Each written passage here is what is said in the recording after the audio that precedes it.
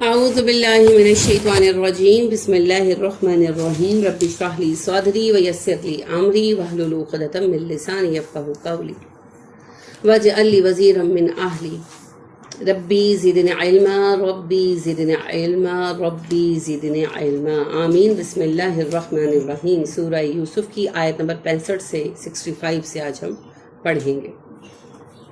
ہم نے پڑھا یہ قصہ یہاں تک کہ بھائی واپس اپنے گھر گئے اور اپنے والد سے یعقوب علیہ السلام سے کہنے لگے کہ ہمیں اگلی دفعہ بنیامین کو ساتھ لے جانے کی اجازت دیں اور ہمارا بھروسہ کریں، ہم اس کی حفاظت کریں گے، کیونکہ اگر ہم اسے نہ لے کر گئے تو ہمیں غلہ دینے سے منع کر دیا گیا ہے۔ یعقوب علیہ السلام نے انہیں نہ تو ہاں کہی نہ کہی، بلکہ کہا کیا میں تم پر اعتبار کروں جیسا میں نے یوسف کے سلسلے میں تم پر اعتبار کیا تھا؟ بہترین محافظ اللہ کی ذات ہے۔ اور بس اتنی بات کہہ کر چلے گئے۔ اب اس بات میں نہ تو اقرار تھا نہ انکار تھا، اور ساتھ ہی ایک شدید تعریف تھی، شدید احساس تھا جو انہوں نے کروایا کہ کیا کیا تھا تم نے۔ اب اس بات پر انہیں مزید کچھ کہنے کی ہمت نہیں ہوئی اور وہ سارے بھی اٹھ گئے، گھروں کے کاموں میں لگ گئے، اپنے آئے تھے سفر سے۔ ولما، اور جب فتحوا، انہوں نے کھولا، متاعہم، اپنا سامان، انہیں سامان بعد میں کھولا، پہلے ابا کی خدمت میں حاضر ہوئے، انہیں سفر کی رودات سنائی، جیسا گھروں میں ہوتا ہے کہ پہلے بزرگوں سے ملا جاتا ہے، پھر بعد میں اٹیچی کیس کھلتے ہیں، تو انہوں نے بھی پہلے اپنے باپ کو دیکھا، ان سے ملے، ان کو پوچھا، انہیں رودات سفر بھی سنائی، سب کچھ بتایا۔ تو اس میں آپ یہ دیکھیے کہ ان کا اوورل بیہیویئر اچھے بیٹوں کا ہی تھا۔ ہاں، شیطان کی جھپٹ سے تو کوئی خوش قسمت ہی بچا کرتا ہے۔ وجدوا، انہوں نے پایا، بضاعتہم، اپنا سرمایہ، ردت، لوٹا دیا گیا تھا، رد سے ہے واپس کرنا، الیہم، ان کی طرف۔ پھر جب انہوں نے اپنا سامان کھولا تو اس میں اپنا پیسہ موجود پایا جو انہیں واپس لوٹا دیا گیا تھا، جو درہم جو دینار وہ اپنے ساتھ لے کر گئے تھے وہ انہیں واپس کر دیے گئے تھے۔ قالو، انہوں نے کہا، یا ابانا، اے ہمارے ابا جان، ما نبغی، ہمیں اور کیا چاہیے۔ یعنی پیسے بھی مل گئے کیونکہ اگلی خرید کے لیے ان کے پاس پیسے بھی نہیں تھے، اور ہمیں غلہ بھی مل گیا، تو ابا جان ہمیں اور کیا چاہیے، آپ بنیامین کو بھیج دیں۔ ہذہ بضاعتنا، یہ ہماری پونجی ہے، ردت الینا، ہمیں واپس لوٹا دی گئی ہے، ونمیر اہلنا، میم یہ رے سے یہ ہے، اس کی روٹ ہے میم یہ رے، میر اس سے نمیر، ہم اور غلہ لائیں گے، غلہ لوڈ کر کے لانا، ٹھیک ہے۔ اہلنا، اپنے گھر والوں کے لیے، نمیر اہلنا، ہم اپنے اہل خانہ کے لیے غلہ لے کر آئیں گے، وَنَحْفَظُ أَخَانَا، اپنے بھائی کی ہم حفاظت کریں گے، وَنَزْدَادُ، زیادہ لائیں گے، زے یہ دال زید، اسی سے ہے زید، یزید جو آپ نام رکھنا پسند نہیں کرتے، یزید بھی جسے برکت دی گئی، اور با یزید جسے بہت برکت دی گئی، ٹھیک ہے۔ نزدادو، ہم زیادہ لائیں گے، کیلا، وزن، بعیر، ایک اونٹ کا، بے عین رے سے ہے، بڑا اونٹ، ٹھیک ہے۔ اونٹوں کی مختلف کیفیت، بوجھ اٹھایا ہوا اونٹ، اونٹوں کی مختلف کیفیتوں کے مطابق عربی میں اونٹوں کے مختلف نام، تو بڑی کوہان والے اونٹ کو جمل کہتے ہیں، اور وزن اٹھائے ہوئے اونٹ کو، زیادہ وزن اٹھانے والے اونٹ کو باغ کہتے ہیں، اسی سے بعیر ہے، ہم ایک زیادہ وزن اٹھانے والے اونٹ کا بوجھ لائیں گے۔ وَنَمِيرُ أَهْلَنَا وَنَحْفَظُ أَخَانَا وَنَزْدَادُ كَيْلَ بَعِيرٍ، ہم اپنے گھر والوں کے لیے غلہ لائیں گے، اپنے بھائی کی حفاظت کریں گے، اور ہمیں ایک اونٹ غلہ بھی تو زیادہ ملے گا، 11 اونٹ جائیں گے تو 11 اونٹوں کا غلہ ملے گا۔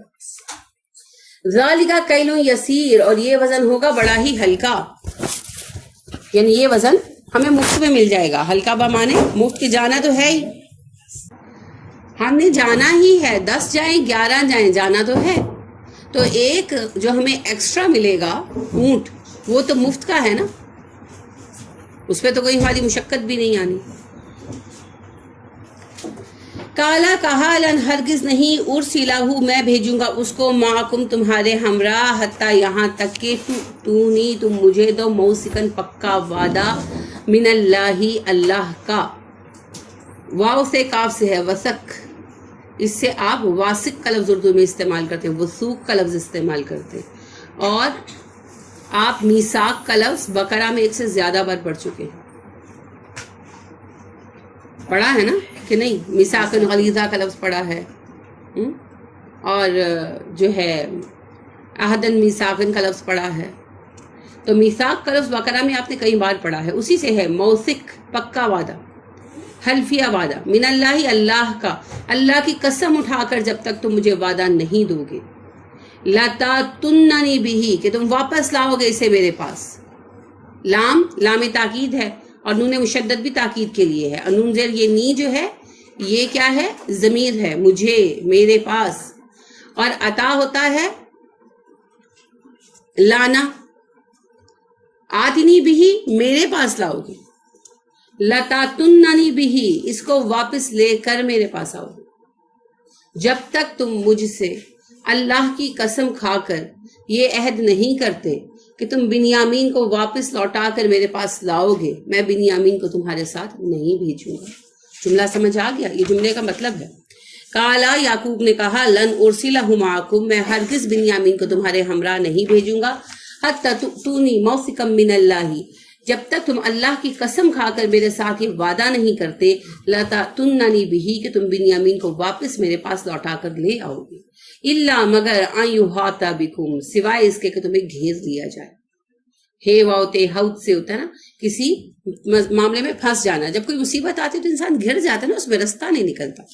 تو اسی سے کہا تمہیں گھیر لیا جائے، یعنی ان کے دل میں بھی کچھ اندیشے تھے. جیسے آپ کی سکس سینس کام کرتے ہیں نا، آج کچھ ہو جائے گا، کچھ ہو جائے گا، کچھ ہو جاتا ہے. بالکل اسی طرح یعقوب علیہ السلام کو بھی احساس ہو رہا تھا کہ کچھ غیر معمولی واقعہ ہونے والا ہے. لہٰذا پریشان تو تھے، مگر اب پریشانی 2 طرفہ تھی. یہ بھی لگ رہا تھا کہ بیٹے پھر کوئی دھوکہ نہ کر رہے ہوں، اور یہ بھی اندیشہ تھا کہ شاید کوئی آزمائش کا وقت آیا چاہتا ہے. تو انہوں نے کہا اگر تو اللہ کی طرف سے تقدیر کا کوئی فیصلہ اگر تم گر گئے تو اور بات ہے، ورنہ بات یہ ہے کہ تم اسے لے کر آؤ گے. فلما، پھر جب آتوہ، انہوں نے دیا موثقہم، اپنا پختہ وعدہ، قسم کھائی اللہ کی، عہد دیا والد کے سامنے. قال اللہ، تو اس نے کہا، کس نے کہا؟ یعقوب نے. اللہ علی ما نقول وکیل، اللہ علی اس پر، ماں جو نقول ہم کہہ رہے ہیں، قول سے ہے، کاف واو لام قول سے، نقول ہم کہہ رہے ہیں، مضارع ہے، جمع ہے، متکلم ہے، وکیل نگہبان ہے، کارساز ہے. جو کچھ ہم کہہ رہے ہیں اس پر اللہ گواہ ہے، اور اس کی کارسازی اللہ کرنے والا ہے. یعنی تم نے مجھے قول و قرار دیا، تم نے اوتھ لی، اللہ کے نام کی قسم اٹھائی، پہلی بات تو یاد رکھو اللہ اس پر گواہ ہے، اسے توڑنے کی کوشش مت کر. اور دوسرا، ہم نے ارادہ کیا ہے، اب اس کام کو انجام پہنچانے والا اللہ ہے. کارسازی کیا ہوتا ہے؟ کام کو پورا کرنا. کام کو کہتے ہیں، یہ انگلش والا کار نہیں ہے نا، یہ فارسی والا کار ہے. اور ساز کیا ہوتا ہے؟ بنانے والا، کرنے والا. تو کار ساز، یہ دونوں فارسی کے ٹرمز ہیں، لاحقے اور سابقے ہیں. کار ساز، کام کو پورا کرنے والا. کہ ہم نے قسم کھا لی، عہد و پیمان کر لیا، معاہدہ کر لیا، اب کام تکمیل تک پہنچانا اللہ کا کام. خلاف تقدیر کر رہا ہوں، پھر ایک تقصیر کر رہا ہوں، پھر ایک تدبیر کر رہا ہوں. خدا اگر کامیاب کر دے. انسان صرف تدبیر کرتا ہے، اور تدبیر کرنا ہی چاہیے. اب اس میں کامیابی ہونا یا نہ ہونا یہ من جانب اللہ ہے، اس میں کوئی کچھ نہیں کر سکتا. وقالا، اس نے کہا، یا بنیا، اے میرے پیارے بچوں. یعنی آپ دیکھیں جن کی وجہ سے رنجیدہ تھے ان سے بھی طرز تخاطب میں کھچاؤ تک نہیں. ہم تو بات کرتے تو منہ در کر کے کرتے ہیں، اگر بچے سے ناراض ہو نا، وقتی طور پر بھی ناراض ہو، کوئی چھوٹی بات بھی ہو تو ہم منہ پھیر کر بات کرتے ہیں اور ڈپٹ ڈپٹ کر بات کرتے ہیں. مگر آپ دیکھیں کہ وہ کیسے کہہ رہے ہیں، یا بنیا، ہے میرے پیارے بچوں، لا تدخلوا، تم داخل مت ہونا، من باب واحد، ایک دروازے سے، وادخلوا، داخل ہو جانا، من ابواب متفرقۃ، الگ الگ دروازوں سے. تم اکٹھے مت داخل ہونا، شہر کے الگ الگ دروازوں سے داخل ہو. وما نہیں اغنی میں بچا سکتا، غنا سے ہے غین نون، یہ غنا کیا ہوتا ہے؟ دعا بھی پڑھتے ہیں اللہم انی اسألک، بھول گئے ہیں؟ چلیے یاد کیجئے گا، بتاؤں گی نہیں۔ غنا بے نیازی کو کہتے ہیں، اللہ غنی ہے، ان اللہ غنی عن العالمین، غنی بے نیاز کو کہتے ہیں، غنا بے نیازی کو کہتے ہیں۔ وہ غنی میں بے نیاز نہیں کر سکتا، بچا نہیں سکتا۔ بے نیاز کون ہوتا ہے؟ جسے کسی کی نیاز مندی کی بھی ضرورت نہ ہو۔ اب نیاز مندی کیا ہوتا ہے؟ کسی کا جھک جانا، کسی کا آپ کا ماتحت آ جانا، کسی کا آپ کو اپنا بہتر قبول کر لینا، کسی کا آپ کے لیے اپنی خدمات وقف کر دینا۔ اور کون ہوتا ہے نیاز مند؟ آپ کا نیاز مند، یور سنسیئر، ہاں جی، یور اوبیڈینٹلی، کون ہوتا ہے؟ خدمت گار، جو دوسرے کے لیے کچھ بھی کرنے کو تیار ہو۔ تو اللہ کو کسی کی خدمت کی بھی ضرورت نہیں ہے، اللہ کو کسی کی عبادت کی بھی ضرورت نہیں ہے، اللہ کو کسی کے ایمان لانے کی بھی حاجت نہیں ہے۔ یہی اللہ کہتے ہیں دنیا کے لوگوں اگر تم سب کے سب کافر ہو جاؤ تو مجھے کوئی فرق نہیں پڑتا، کیونکہ ان اللہ غنی عن العالمین، اللہ سارے جہان والوں سے بے نیاز ہے، اسے تمہاری عبادتوں کی بھی ضرورت نہیں۔ یہ عبادت بھی اپنے لیے کرتے ہو، اللہ کے لیے نہیں کرتے، ٹھیک ہے؟ تو اغنی بے نیاز کر دینا، کسی کو بے فکر کر دینا، ڈیپینڈنسی ختم کر دینا۔ عنکم تمہیں، من اللہ اللہ سے، من شیء ذرہ برابر۔ وہ کہتے ہیں میں تمہیں ترکیب تو بتا رہا ہوں، وما اغنی عنکم من اللہ من شیء، مگر اللہ کی تقدیر کے مقابلے میں میں تمہیں ذرہ برابر بے نیاز نہیں کر سکتا۔ کہ بھئی ہم نے اپنے بچوں کو یہ سکھایا؟ ہم نے نہیں سکھایا، ہم صرف تدبیر سکھاتے ہیں، جس کی وجہ سے بچے شکست قبول کرنے کو راضی نہیں ہوتے، اور اگر کبھی فیلئر ہو جائے تو حیران پریشان ہو جاتے ہیں، مایوس ہو جاتے ہیں، ڈپریسڈ ہو جاتے ہیں۔ اعتدال، تدبیر کرو اور نتیجہ اللہ پہ چھوڑ، یہی اصول ہے۔ فَإِذَا عَزَمْتَ فَتَوَكَّلْ عَلَى اللَّهِ، جب پختہ ارادہ کر لو تو بھروسہ کس پر کرو؟ اللہ پر۔ یاد رکھیے 4 مرحلے ہیں کام کے، استشارہ، استخارہ، عزم، توکل۔ ایک میں مس ہوتا ہے نا تو کام صحیح نہیں ہوتا، اور ہمارے کام اسی لیے صحیح نہیں ہوتے۔ استشارہ کیسے کریں؟ ہمیں تو سب پر شک ہے۔ استخارہ کیسے کریں؟ ہم تو علم غیب کا ذریعہ سمجھتے ہیں۔ عزم کہاں سے آئے؟ ہم تو سست، کام چور، کاہل لوگ ہیں۔ اور توکل، اللہ سے رشتہ ہوگا تو توکل آئے گا نا۔ تو نہ استشارہ، نہ استخارہ، نہ عزم، نہ توکل، تو کام کہاں سے سیدھا پڑے؟ شکوے تو سب کرتے ہیں، مگر آئینہ بھی تو دیکھیں۔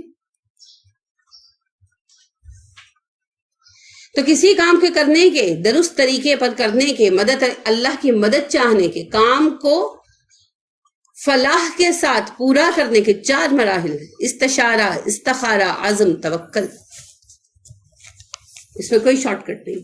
آپ کسی کو سکپ کریں گے نقصان اٹھائیں گے، اور جہاں ہمارے پاس چاروں ہی نہیں ہے تو وہاں پھر فلاح کہاں سے آئے گی؟ کام ہو بھی جاتا ہے نا، فلاح نہیں آتی۔ کاروبار چل رہے ہیں اور رزق میں برکت نہیں ہے۔ شادیاں، گھر بسے ہوئے ہیں، شادیاں چل رہی ہیں، آپس میں محبت نہیں، بچے ہیں اور نافرمان ہیں، خوبصورتی ہے اور ساتھ فحاشی اور بے حیائی ہے، جوانی ہے ساتھ بے راہ روی ہے، علم ہے عمل کا فقدان ہے، عقل ہے درست استعمال نہیں، رشتے ہیں تعلقات نہیں، گھر ہے سکون نہیں۔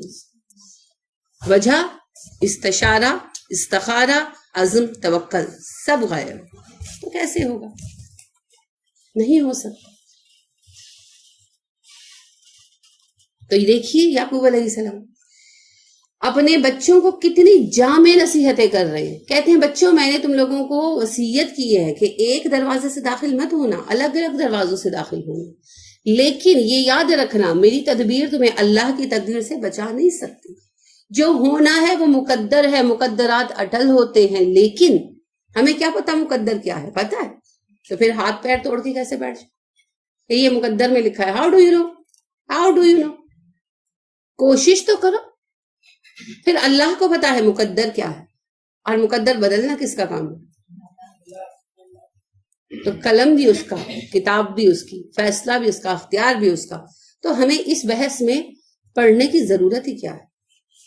اپنی کوشش کرے اور نتیجہ اللہ پہ چھوڑ، وہ بہتر جانتا کب ہونا ہے، کیا ہونا ہے، کس طرح ہو. ٹھیک ہے. ان الحکم الا للہ.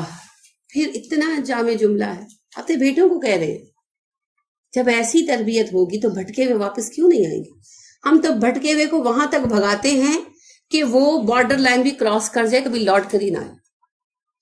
یعنی کسی سے غلطی ہو جاتی ہے نا، اب وہ غلطی کی معافی مانگ لیتا ہے، ہم کہتے ہیں اچھا ہم نے تمہیں معاف کر دیا.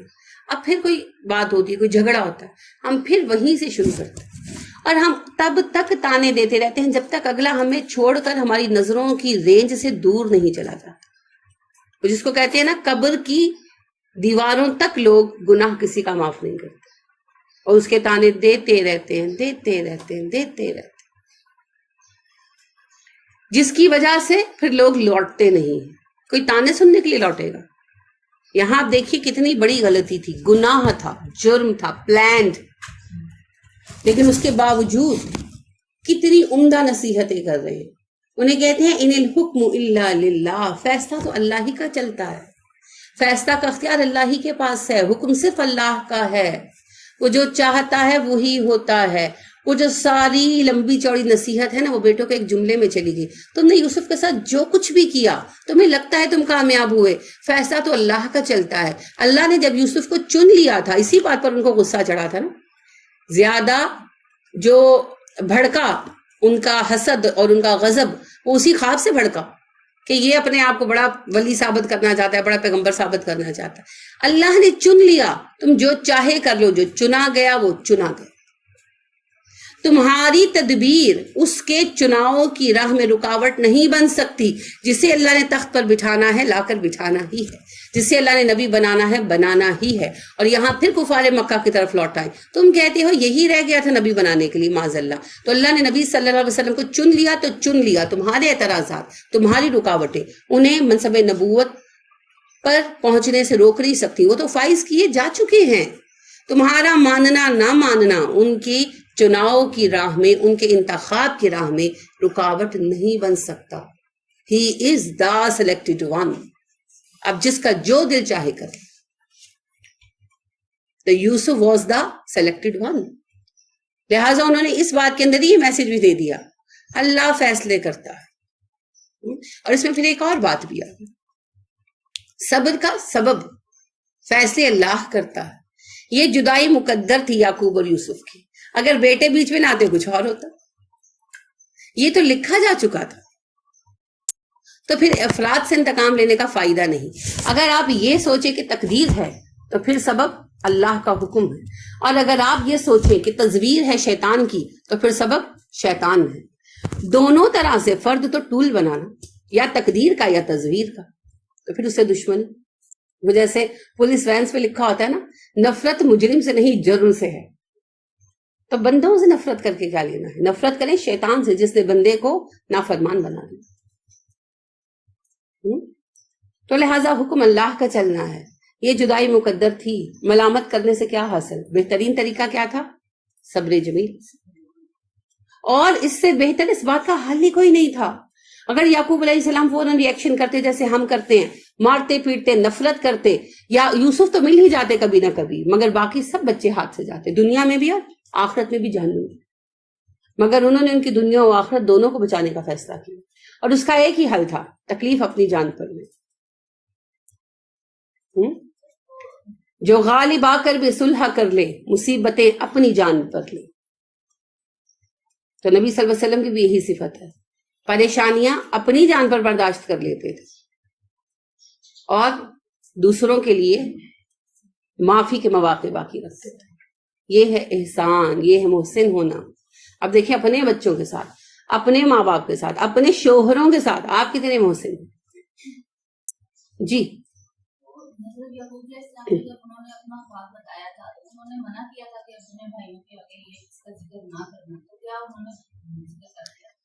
اس بارے میں نہ کوئی حدیث آتی ہے نہ کوئی صحیح بات آتی ہے.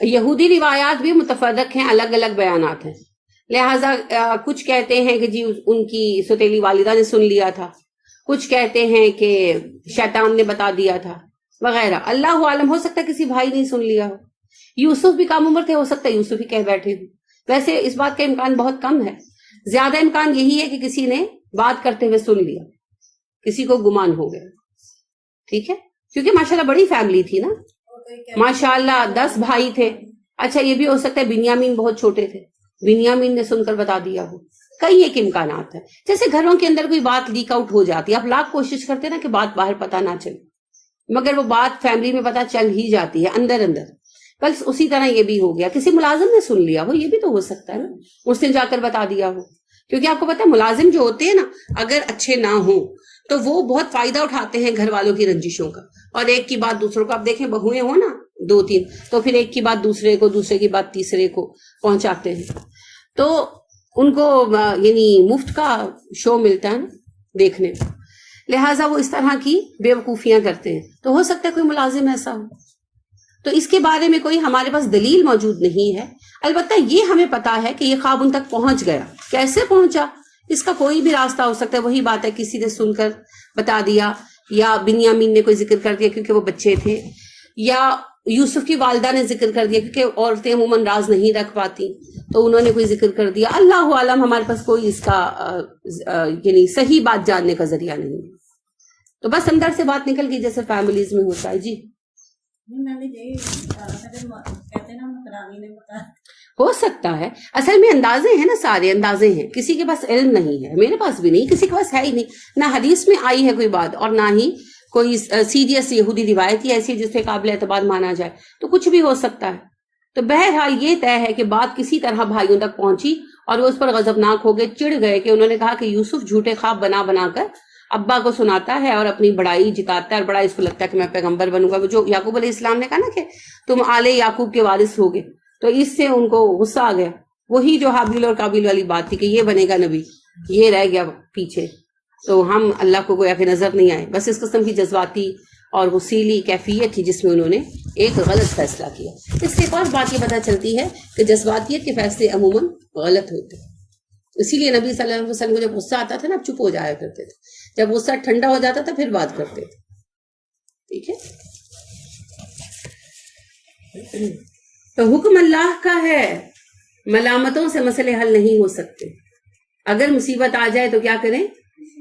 صبر جمیل، یعنی جیسے شوہر نے آپ کو خرچہ دینا تھا اور اس کے پیسے راستے میں گر گئے یا جیب کٹ گئے، اب آپ لاکھ دفعہ اس کو برا بھلا کہیں، اس کا سر پھاڑ دیں، پیسے تو نہیں آنے لیں، تو پھر جب کرنا ہی ہے صبر تو صبر جمیل کر لیں، وہ مہینہ تنگی میں لکھا ہے، کچھ اور بھی ہو سکتا تھا، آپ کا بھی کوئی بیگ چھین کر بھاگ سکتا تھا، اب کیا ہونا ہے؟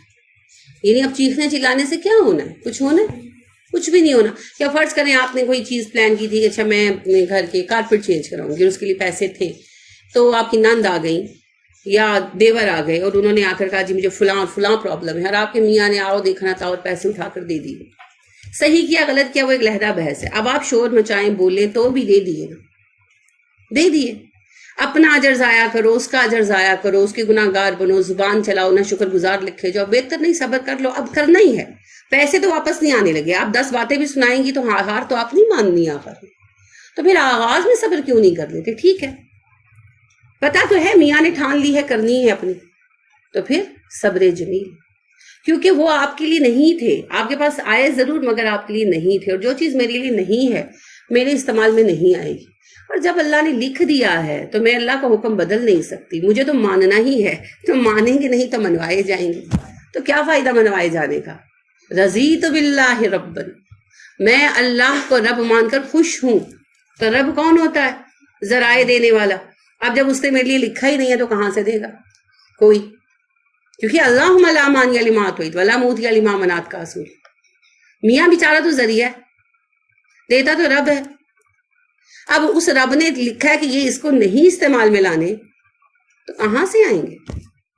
تو مت جلا کڑا کریں، مت اجر ضائع کیا کریں، اور مت گناہ کمایا کریں نیگیٹو باتیں سوچ کر، اس میں بہت ساری باتیں آ جاتی نا، قطع رحمی پر ترغیب دینا، صلہ رحمی سے روکنا، شوہر کی دل آزاری کرنا، رشتوں کی ناقدری کرنا، دوسروں کے بارے میں بدگمانی کرنا، بخل رکھنا، احسار نہ کرنا، کتنے گناہ آ جاتے ہیں ملٹیپل، اور زیادہ تر عورتوں کو یہ غصہ چڑھتا ہے نا؟ غلط بات ہے. جو چیز جہاں پہنچنی ہے وہی پہنچنی ہے. یہ تو اس وقت لکھا گیا جب میں اپنی ماں کے پیٹ میں چہرے کے بغیر تھی، لکھا جا چکا تھا اس عورت کا اتنا ہی رزق ہے. اب میرا شوہر نہ گھٹا سکتا ہے نہ بڑھا سکتا. وہ بیچارہ تو ایک ٹول ہے، فیصلہ تو رب کا ہے، تو اس پہ تو سر جھکانا ہی ہے. جب جھکانا ہے تو آمنا و صدقنا، اللہ جی جو آپ نے فیصلہ کیا میں راضی. آپ مجھے کتا بلا بنا کر پیدا کر دیتے تو میں کیا کر سکتی تھی؟ آپ مجھے لولا لنگڑا پاہج بناتے تو میں کیا کر سکتی تھی؟ آپ مجھے ہجڑا بنا کر پیدا کر دیتے اور میں گلی گلی مانگتی پھرتی تو میں کیا کر سکتی تھی؟ اگر میں کسی فاحشہ کے گھر، کسی طوائف کے گھر پیدا ہوتی تو میرا کیا اختیار تھا؟ الحمدللہ آپ نے اتنی نعمتیں دی. اب اگر کہیں کوئی کمی ہے تو کیا فرق پڑتا؟ کوئی فرق نہیں پڑتا. ہمیشہ رہنا ہے، چلے جانا ہے، ہمیشہ رہنا ہے، یہاں ہمیشہ رہنا ہے. تو غلط پہ نہیں کیوں کہہ رہی ہیں؟ چلے جانا ہے، چلے جانا ہے. تو بس یہ سفر ہے، اور اس سفر میں دیکھا یہ جا رہا ہے کہ ہم کتنے اچھے ساتھی ہیں سفر کے. بس اتنی سی بات ہے. تو یہاں تو نعمتیں تھوڑی ملیں گی، یہاں تو آزمائشیں ملیں گی. یہاں کی ہر نعمت بھی آزمائش. تو حوصلے بڑے رکھیں. سلسلے جو وفا کے رکھتے ہیں حوصلے انتہا کے رکھتے ہیں. تو اگر اللہ سے وفا ہے، نبی سے وفا ہے، تو دل بڑے کریں بھائی. اتنا بڑا دل کریں کہ جب کوئی آتا ہے نبی صلی اللہ علیہ وسلم کی چادر کھینچتا ہے اور آپ عرب کے واحد حاکم ہیں اور کہتے ہیں محمد نہ تیرا مال ہے نہ تیرے باپ کا مال ہے، آپ کہتے ہیں ہاں صحیح کہہ رہے ہو، نہ میرا مال ہے نہ میرے باپ کا مال ہے، تو اللہ کا مال ہے. اتنا بڑا حوصلہ چاہیے. ایسے نہیں کام ہو جاتا. چاہتے ہم یہ ہیں کہ ہمیں صحابہ کے ساتھ کھڑا کیا جائے، اور ظرف ہمارا اتنا ہے کہ ہم ایک شوہر کو برداشت نہیں کر سکتے، زمانہ تو دور کی بات ہے. تو لہذا ان الحکم الا للہ، اللہ کا فیصلہ چلتا ہے، باقی سب تو ذرائع ہیں، یا تقدیر کے یا تزویر کے. لہذا لوگوں کو ملامت کرنا چھوڑ دیں، وہ بھی پابند ہے. علیہ توکلت، میرا بھروسہ اس پر ہے. سبحان اللہ. آپ دیکھیے کتنی پیاری بات تعلیم کرے اپنے بچوں کو. میں نے تمہیں تدبیر بتا دی ہے، لیکن اس کا مطلب یہ نہیں ہے کہ تدبیر سے سب معاملات حل ہو جائیں گے. ہر مسئلے کا حل اللہ کے پاس ہے، اور میرا بھروسہ اللہ کریم پر ہے. میں تم سے یہ نہیں کہہ رہا کہ تم میرے طریقے پر چلو گے تو کامیاب ہو جاؤ گے. بھروسہ میرا اللہ پر ہے، تم بھی اللہ پر بھروسہ. توکل فاذا عزمت فتوکل علی اللہ. استشارہ، استخارہ، عزم، توکل. سفر پر نکلو، اپنے گھر والوں کے لیے اناج لے کر آؤ، یہ عزم ہے، اور اس عزم کو پورا کرنے کے لیے تدبیر اختیار کرو، یہ عقل کا استعمال ہے. اور اس کے بعد بھروسہ اللہ پر کرو، اللہ کامیاب کرے گا، تمہیں سلامتی سے گھر لائے گا. تو توکل الی اللہ، ہر کام کی اصل بنیاد یہی ہے. لہٰذا یاد کریں جب نبی کریم صلی اللہ علیہ وسلم ایک غزوہ سے واپس آئے اور صحابہ اپنے اپنے کاموں میں لگ گئے، آپ ایک سایہ دار درخت کے نیچے ٹیک لگا کر لیٹے اور آپ کی آنکھ لگ گئی اور تلوار آپ نے درخت کے اوپر لٹکائی ہوئی تھی. تو وہ ایک مشرک جو تھا، جو تعقب میں تھا، وہ آیا اور اس نے تلوار اتاری اور کہا محمد اب تجھے میرے ہاتھ سے کون بچائے گا. تو صحابہ کہتے ہیں نبی صلی اللہ علیہ وسلم اٹھ گئے اور آپ نے اس کو دیکھا اور اس کے ہاتھ میں تلوار کو دیکھا اور اسے کہا اللہ. تو اس پر ایسی کپ کپی تاری ہوئی، ایک جملہ، ایک لفظ سن کر، اللہ سن کر، کہ اس کے ہاتھ سے تلوار گر گئی. نبی صلی اللہ علیہ وسلم نے تلوار اٹھا لکھا اب تجھے میرے ہاتھ سے کون بچائے.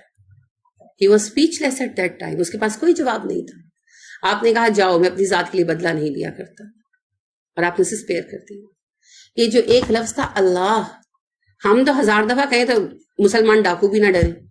وہ ایک مشرک تھا، اس کے ہاتھ میں تلوار تھی، آپ سے سخت نفرت کرتا تھا، مگر ایک اللہ نے اس کے ہاتھ سے تلوار چھڑا دی. کیا فرق ہے ہمارے اور آپ کے اللہ میں؟ توکل کا فرق ہے. اگر اللہ نے موت لکھ دی ہے تو بچا کوئی نہیں سکتا، اللہ نے زندگی لکھی ہے مار کوئی نہیں سکتا. توکلت الی اللہ، میرا بھروسہ میرے رب پر ہے. لہٰذا وہ ایک اللہ دل کا خوف بن گیا.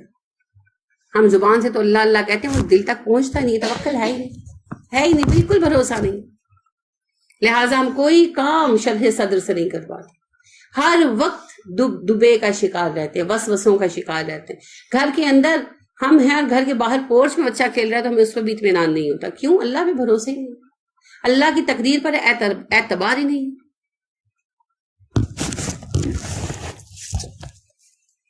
وَعَلَيْهِ، اور اسی پر فَلْيَتَوَکَّلْ، بھروسہ کرنا چاہیے، المتوکلون، توکل کرنے والوں کو. ہر توکل کرنے والے کا بھروسہ اللہ پر ہی ہونا چاہیے.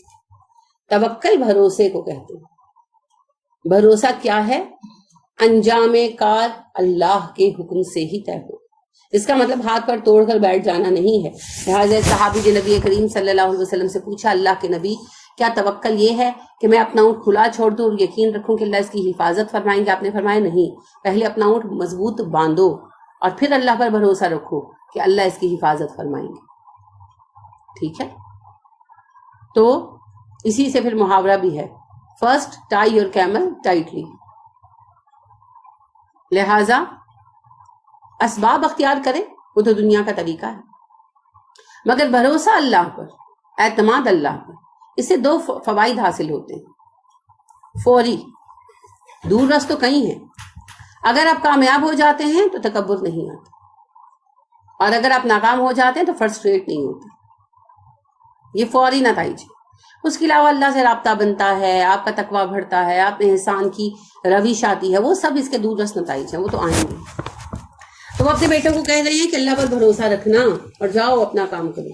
اس ڈر سے گھر بیٹھ جانے کی ضرورت نہیں. اب دیکھیے ایک بیٹا چھن چکا تھا، لیکن پھر بھی باقیوں کو بھیج رہے ہیں، 11 کے 11 کو بھیج رہے ہیں. میری ایک جاننے والی خاتون، جب APS کا حادثہ ہوا پشاور میں، بہت بڑا حادثہ تھا، سبھی متاثر ہوئے. تو ایک میری عزیزہ کہنے لگی میرا تو دل ہی نہیں کرتا اپنے بیٹے کو اسکول بھیجنے سے، میں تو چھٹیاں، مجھے یعنی کہ ان کا بچہ، میں گئی ملنے کے لیے کسی کام سے تو بچہ گھر پہ تھا، تو میں نے کہا اس کا اسکول نہیں، تو کہنے لگی میں نے لیو لی ہوئی، میں نے اس کا نا ایک سیمسٹر آف کرا دیا. میں نے کہا کیوں؟ خیر ہے. تو کہنے لگی میرا تو اتنا ڈر لگتا ہے، وہ جب تک اسکول سے گھر نہیں آتا تھا تو میں تو پریشان رہتی تھی اور میرا تو طبیعت خراب رہنا شروع ہو گئی وغیرہ وغیرہ. تو میں نے کہا اس طرح کب تک چلے گا؟ اللہ رحم فرمائے، اگر کوئی حادثہ مقرر ہے تو وہ تو گھر میں بھی ہو جاتا ہے کہ نہیں ہوتا. ہمارے نیبرز میں ڈکیتی ہوئی پیچھے 50 فٹ روڈ پر، اور وہ گھر آئے اور انہوں نے یعنی کہ مال وغیرہ لوٹا، اور جاتے ہوئے انہوں نے کچھ ہوائی فائر کیے جو ایک بچے کو انفارچونیٹلی لگا اور وہ کچھ دن ہاسپٹل رہ کر مر گیا. اب وہ تو اسکول نہیں گیا تھا، وہ تو گھر پہ ہی تھا. پھر گھر میں بھی رہنا چھوڑ دو، کہاں جائیں؟ یہ سب ہوتا کیوں ہے؟ اللہ پر توکل نہ ہونے کی بات. یہ کوئی بات نہیں ہے کہ ایک حادثہ پیش آئے گا تو حادثہ پیش ہی آتا جائے گا. اور یہ جو ہم نے باتیں بنا رکھی ہیں، جب بجلی پہلے اٹھی کے بیٹے پر گرتی ہے یا بچے پر گرتی ہے، اور کالا کپڑا نہ پہنو تو بجلی جو ہے وہ کالے کپڑے والے پہ گر جاتی ہے، پتہ نہیں کیا کیا توہمات بنا رکھے. کیا ہے یہ سب؟ عدم توکل. جس کی زندگی جتنی لکھی جا چکی ہے اتنی ہے. اچھا، نبی صلی اللہ علیہ وسلم نے کہا نا کہ بچے کے پیٹ میں ماں کے پیٹ میں بچے کا چہرہ بننے سے پہلے اس کی موت کا وقت متعین کر دیا جاتا ہے. اور آپ کو پتہ ہے 3 مہینے میں ہوتا ہے، کیونکہ اس کے بعد شکل بننا شروع ہو جاتی. تو 3 مہینے کی پریگننسی میں 3rd منتھ میں اللہ کے حکم سے بچے کی موت کا وقت متعین کر دیا جاتا ہے. تو اب جو ہم یہ باتیں کرتے ہیں کہ جی سفر پر مت جاؤ، بچہ ضائع ہونے کا خدشہ ہے، یہ مت کرو، اگر تو ڈاکٹر نے کوئی بیماری یا کوئی ایسا مسئلہ ڈائگنوز کیا، that is something else. لیکن بغیر سبب کے ہم لوگ اس طرح کے توہمات کرتے ہیں نا. فلان تقریب میں مت جاؤ، اچھا وہ موت کی محفل میں مت جاؤ، اچھا وہ بچے کی پیدائش کی محفل میں مت جاؤ، اچھا جی وہ فلانی طرح کی محفل میں مت جاؤ، ایسی عورت پاس نہ بیٹھے، ویسی عورت پاس نہ بیٹھے، اس کی تو اولاد نہیں ہے یہ پاس آ کر نہ بیٹھے. اس طرح کی بہت ساری باتیں ہم کرتے ہیں، سب توہمات اور بیکار باتیں. اللہ نے بچے کی زندگی کا وقت 3 مہینے میں ہی طے کر دیا. وہ 6 مہینے ہے، وہ 5 مہینے ہے، وہ 10 سال ہے، وہ 5 سال ہے، وہ 100 سال ہے، وہ لکھا جا چکا ہے. نہ اس نے اس سے زیادہ جینا ہے، نہ اس نے اس سے کم جینا. تو جب ہم ایسی باتیں کرتے ہیں تو ہم کیا کرتے ہیں؟ اصل میں اللہ پر توکل ختم کرتے ہیں اور ہم شرک کا ارتکاب کرتے ہیں. ٹھیک ہے؟ بہت بہت بڑی باتیں. لہذا توہم میں مت پڑے. ہاں اگر کوئی میڈیکل پرابلم ہے، یعنی اگر ڈاکٹر نے کہا ہے کہ بھئی ہوتا ہے نا کچھ دنوں کے لیے یا کچھ ہفتوں کے لیے ڈاکٹر کہتے ہیں کہ اچھا بیڈ ریسٹ کروا لے، ویکنس ہے یا کچھ ایسا مسئلہ ہو جاتا ہے، کوئی میڈیکل ریزن ہے، that is something else. اس کے پیچھے سبب ہے نا، سبب کے بغیر توہم کے پیچھے نہیں پڑنا چاہیے. اچھا جی، اب یہاں پر ایک کوشچن یہ ریز ہوتا ہے کہ یعقوب علیہ السلام نے کیوں کہا کہ الگ الگ دروازوں سے داخل ہو. اس کے پیچھے مفسرین دو طرح کی رائے دیتے ہیں، کیونکہ ریزن تو کوئی حدیث وغیرہ سے پہنچتی نہیں ہے. تو ایک رائے یہ بنی کہ انہوں نے کہا کہ ایسا نہ ہو کہ مصر والے سمجھیں کہ حملہ کرنے آئے ہیں، کیونکہ ایک بڑا جتھا تھے. لیکن یہ تو 11 لوگ تھے اور مصر ایک بڑی مملکت تھی، تو اس کو کون جو ہے وہ سمجھے گا حملہ آور. سمجھ رہے ہیں نا آپ. اور ویسے بھی اتنے قافلے آ رہے تھے اس وقت، تو مصر پر ہر طرف سے قافلے آ رہے تھے، تو ایک 10 لوگوں کی کیا اوقات، 11 لوگوں کی کیا اوقات. لہٰذا یہ بات تو بہت ہی غیر مناسب سی معلوم ہوتی ہے. جی دوسری رائے آپ کیا بتا رہی ہیں؟ جی یہی زیادہ مناسب بات ہے کہ انہوں نے نظر بد سے، حسد سے بچانے کے لیے ایسا سوچا. اصل نیت تو خود یعقوب بھی جانتے ہوں گے، اندازہ ہے کہ 11 بچے ایک جیسے بڑے جوان، اور اس زمانے میں جو قبائلی سسٹم تھا اس میں بیٹوں کی ویلیو بھی بڑی تھی. تو ایک گھر کے 11 لڑکے، اچھا 11 لڑکے، تو انہیں ہوا کہ اس طرح نظروں میں نہ آئے میرے بچے، کسی کی نظر بد کا شکار نہ ہو. تو انہوں نے یہ تدبیر کرنے کی کوشش کی، کیونکہ انہیں یہ علام تو ہو رہا تھا چھٹی حص کا کہ کچھ ہونے والا ہے.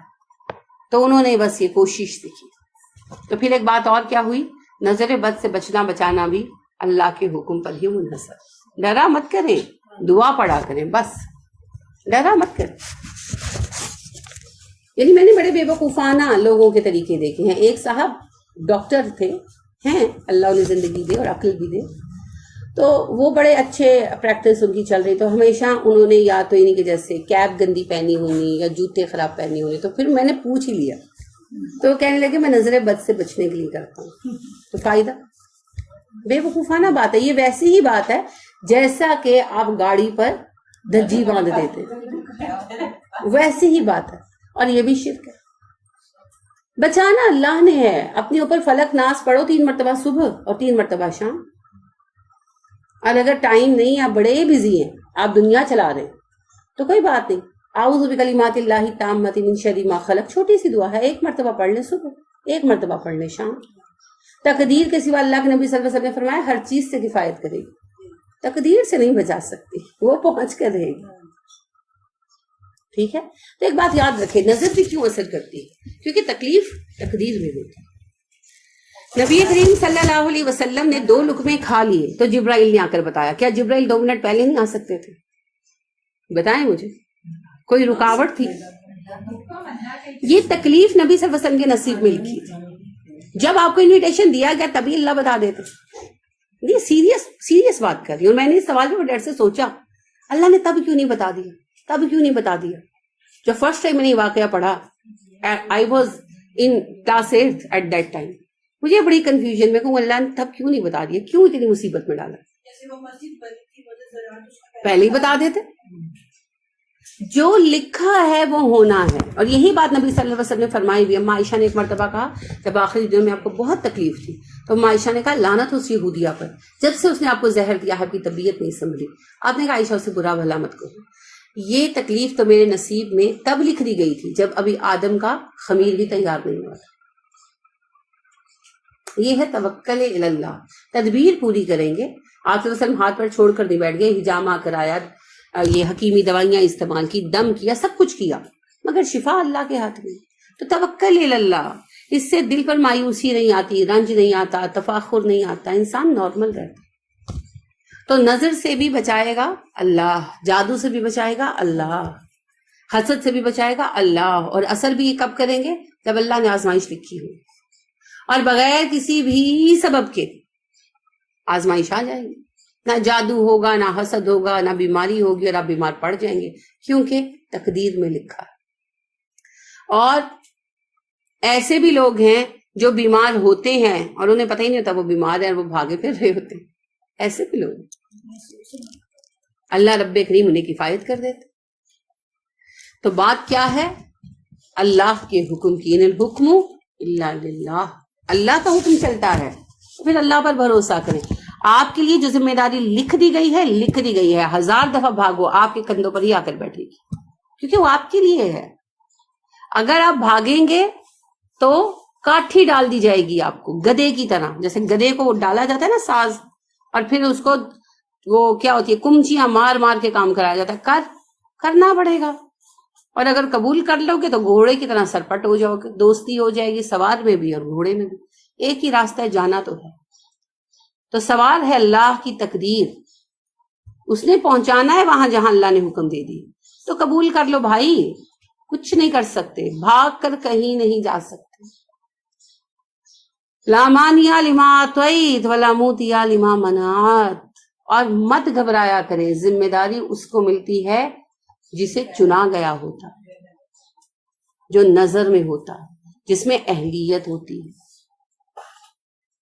جس میں اہلیت ہی نہیں ہے اسے کیا کام دیا جائے؟ آپ اہل کو کام نہیں دیتے، آپ کسی کام کی سوچ رہے ہوتے ہیں، ہائے میں کیا کروں، کس کو کہوں، اتنے میں وہ بندہ آ جاتا ہے، آپ کہتے ہیں شکر ہے تم آ گئے، اچھا وہ ابھی انٹر ہی ہوا یا ہوئی ہوتی، آپ کہتے ہیں خدا کا شکر ہے تم آ گئے، میں تو ڈھونڈ ہی رہا تھا، اب چاہے اگلا سڑک کے کوئلہ کباب ہو جائے، پانی بھی نہیں پوچھا، نہیں اچھا بعد میں بیٹھنا، پہلے ذرا میرا یہ کام کر دو، ہوتا ہے، کیونکہ آپ کو پتہ ہے اہل یہ ہے، باقی جس کو کہوں گا ستیہ ناسی کرے گا، اللہ بھی اہل بندہ دیکھتے ہیں، یہ اہل ہے، بلاؤ اس کو، اٹھاؤ اس کو، جگاؤ اس کو، اس نے ہی کام کر نہیں کر سکتا، بھیجو اس کو۔ اب آپ آزاد چھوڑ کر آرام چاہتے ہیں، تو پھر وہ موسیٰ علیہ السلام والی بات، اعلیٰ چھوڑ کر گھٹیا چاہتے ہیں،